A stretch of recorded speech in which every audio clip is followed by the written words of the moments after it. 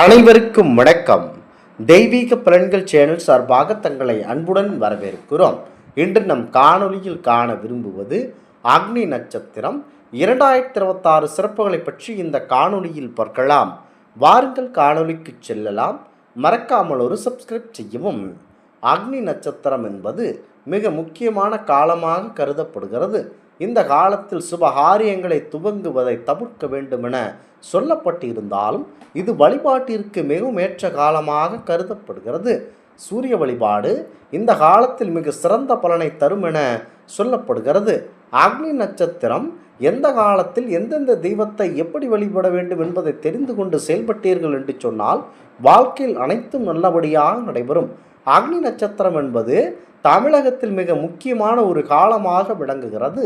28 நட்சத்திரங்கள், அதாவது 28 நாட்கள் கொண்ட அக்னி நட்சத்திர காலம் என்பது முருகப்பெருமானை வழிபடுவதற்குரிய காலமாக கருதப்படுகிறது. அக்னி நட்சத்திரம் என்பது சூரிய பகவான் கிருத்திகை நட்சத்திரத்தில் தனது பயணத்தை துவங்கி பரணி நட்சத்திரத்தின் 3வது மற்றும் 4வது பாதங்களை அடைவது வரையிலான காலத்தையே அக்னி நட்சத்திர காலம் என்கின்றனர். ரோகிணி நட்சத்திரம் முதல் பாதத்தில் சூரிய பகவான் நுழையும் போது அக்னி நட்சத்திரம் நிறைவடையும். இந்த காலத்தில் சூரிய பகவான் தனது தேரை மெதுவாக செலுத்துவதாக சொல்லப்படுகிறது. அதனால் தான் அக்னி நட்சத்திர காலத்தில் வெயிலின் உக்கிரம் அதிகரித்து காணப்படுவதாக சொல்லப்படுகிறது. மாதந்தோறும் வரும் அமாவாசை நாட்களில் முன்னோர் வழிபாட்டை மேற்கொள்ள வேண்டுமென சாஸ்திரங்கள் சொல்லுகின்றன. அப்படி செய்ய முடியாதவர்கள், முன்னோர் வழிபாட்டை முறையாக செய்ய மறந்தவர்கள் வருடத்தில் வரும் ஆடி அமாவாசை, தை அமாவாசை மற்றும் புரட்டாசியில் வரும் மகாலய அமாவாசை ஆகிய 3 அமாவாசைகளில் கண்டிப்பாக முன்னோர்களுக்கு தர்ப்பணம் கொடுத்து வழிபட வேண்டும் என புராணங்கள் சொல்லுகின்றன.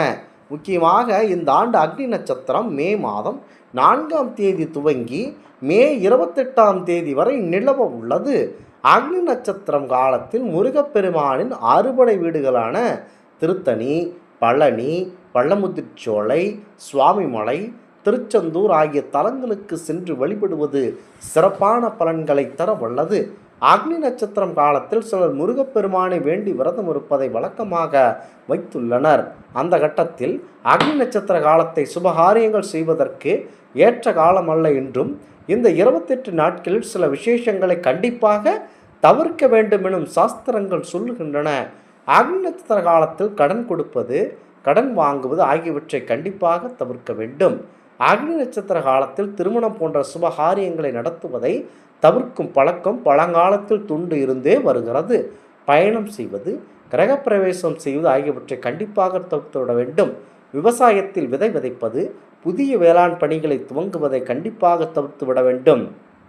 அக்னி நட்சத்திரம் காலத்தில் பழனி போன்ற முக்கியமான முருகப்பெருமானின் மலைக்கோவில்களில் கிரிவலம் வந்து வழிபடுவது சிறப்பு. குறிப்பாக காலை மற்றும் மாலை நேரங்களில் கிரிவலம் வருவது நல்லது. இந்த நேரத்தில் மலைகளில் இருந்து மூலிகைகளின் மீது பட்ட காற்று நம் மீது படுவது உடலுக்கு ஆரோக்கியத்தையும் மனதிற்கு அமைதியும் தரும் என்பது நம்பிக்கையாகும். குறிப்பாக பெண்கள் முருகப்பெருமானுக்கு மிகவும் விருப்பமான கதம்ப மலர்களை வைத்து கொண்டு கிரிவலம் வருவது நன்மைகளை தரும் என நம்பப்படுகிறது. பழனிமலை கோவிலில் முருகப்பெருமானுக்கு அபிஷேகம் செய்து வழிபடுவது நல்லது. அக்னி நட்சத்திர காலத்தில் முருகப்பெருமானுக்கு சிறப்பு மூலிகைகள் கலந்த தீர்த்தத்தால் அபிஷேகம் செய்யப்படும். இந்த தீர்த்தம் சேமித்து வைக்கப்பட்டு அக்னி நட்சத்திரத்தின் நிறைவு நாளில் பக்தர்களுக்கு விநியோகம் செய்யப்படுகிறது. இந்த தீர்த்தம் கோவில் முழுவதும் தெளிக்கப்படும். இந்த தீர்த்தத்தை வீடுகளிலும் கிணற்றிலும் தெளிப்பதனால் தீமைகள் விலகி நன்மைகள் அதிகரிக்கும் என நம்பப்படுகிறது. இந்த தீர்த்தத்தை வீடுகளில் வாங்கி வைத்து வழிபடுவதும் அளவில்லாத நன்மையை தரும் என்பது மாபெரும் நம்பிக்கையாகவே பார்க்கப்பட்டு வருகிறது. குறிப்பாக இந்த அக்னி நட்சத்திர காலகட்டத்தில் நம்பெருமானான முருகப்பெருமானை வழிபடுவது கூடுதல் சிறப்பம்சத்தை தர வல்லது. குறிப்பாக அக்னி நட்சத்திர நாட்களில் முக்கியத்துவம் வாய்ந்த இந்த காலத்தில் எந்தவித சுபகாரியங்களையும் தொடங்க மாட்டார்கள் பெரியவர்கள். புதிய பேச்சுவார்த்தைகளும் துவங்க மாட்டார்கள். ஜோதிட சாஸ்திரத்தில் அக்னி நட்சத்திர தோஷம் என்று அழைக்கப்படுகிறது. இந்த நாட்களில் செடி கொடி மரங்களை வெட்டக்கூடாது, நார் உரிக்கக்கூடாது, விதை விதைக்கக்கூடாது, கிணறு குளம் தோண்டக்கூடாது அல்லது அமைக்கக்கூடாது, நிலம் மற்றும் வீடுகளில் பராமரிப்பு பணிகள் செய்யக்கூடாது, வாகனங்களில் நெடுந்தூர பயணம் செய்யக்கூடாது, முடி இறக்குதல், காது குத்துதல், புது வீட்டுக்கு குடிப்போய் பால் காய்ச்சுதல் பூமி பூஜை செய்வது, கிணறு வெட்டுதல் போன்ற விவசாய வேலைகளை தொடங்குவது ஆகியவை கண்டிப்பாக தவிர்த்து விட வேண்டும் என நம்பப்படுகிறது. முக்கியமாக அக்னி நட்சத்திரம் தண்ணீர் பந்தல் அமைக்க முடியாவிட்டாலும் நம் வீட்டை மொட்டை மாடியில் வெளிப்புற பகுதிகளில் ஒரு பாத்திரத்தில் தண்ணீர் நிரப்பி வைக்கலாம். மற்ற சீவராசிகள் தாகம் தீர்த்து கொள்ளும். முடிந்தால் பானை தண்ணீரை வீட்டு வாசல் வைத்தால் வழிப்போக்கர்கள் தாகத்திற்கு தண்ணீர் அறிந்துவிட்டு செல்வார்கள். பசுமாட்டிற்கு கழனி தண்ணீர், பச்சை தண்ணீர் குடிக்க வைக்க வேண்டும். இதன் மூலம் நமக்கு புண்ணியத்தின் பலன் இரட்டிப்பாக கிடைக்கும். அக்னி நட்சத்திர நேரத்தில் விசிறி தானம், செருப்பு தானம், நீர்மோர் தானம் போன்ற தானங்களை அக்னி நட்சத்திர காலத்தில் செய்ய வேண்டிய முக்கிய தானங்களாகும். அது மட்டும் இல்லாமல் குளிர்ச்சியான தயிர் சாதம், எலுமிச்சை சாதம் போன்றவற்றையும் கோவில்களில் தானம் கொடுப்பது புண்ணியத்தை சேர்க்கும். ஏழை எளியவர்களுக்கு அன்னதானம் செய்வது 7 ஜென்மங்களுக்கும் புண்ணியத்தை சேர்க்கும் நல்ல விஷயங்கள் ஆகும். அக்னி நட்சத்திர காலங்களில் கண்டிப்பாக நாம் ஒரு மரமாவது நட வேண்டும். உலகிலேயே மிக புண்ணியமான விஷயம் மரம் நடுவதாகும். மரம் நல்லவர் கெட்டவர் என பாகுபாடின்றி அனைவருக்கும் நிழல் மட்டுமல்ல காய்கனிகளையும் கொடுக்க வல்லது. அதேபோல் எத்தனையோ பறவைகளுக்கு வாழ்விடமாகவும் இருக்கும். கோடையில் நிழலில் இளைப்பாறும் மனிதர்களின் மன திருப்தியும் பறவைகளின் மகிழ்வும் நமக்கு புண்ணியமாக கிடைக்கும். அதனால் இந்த அக்னி நட்சத்திர காலங்களில் அனைவரும் மரம் நடுவது மிக பெரிய புண்ணியமாகும். மரங்களை தாராளமாக நடலாம். அக்னி நட்சத்திர காலத்தில் செய்ய வேண்டியது செய்யக்கூடாதவை தவிர்த்தும் இருப்பது மிக சிறப்பாக இருக்கும். முக்கியமாக இதனை மனதில் நினைத்து கொண்டு செயல்பட வேண்டும்.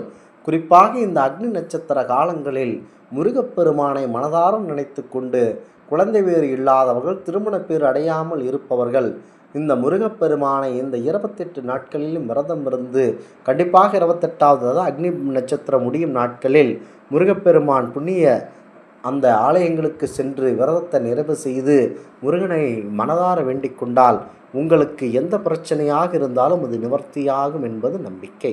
இந்த ஆன்மீக தகவல் உங்களுக்கு பிடித்து இருந்தால் தெய்வீக பலன்கள் சேனலை கண்டிப்பாக சப்ஸ்கிரைப் செய்து கொள்ளவும். மீண்டும் ஒரு நல்லதொரு காணொளியில் உங்களை சந்திக்கிறோம். நன்றி, வணக்கம்.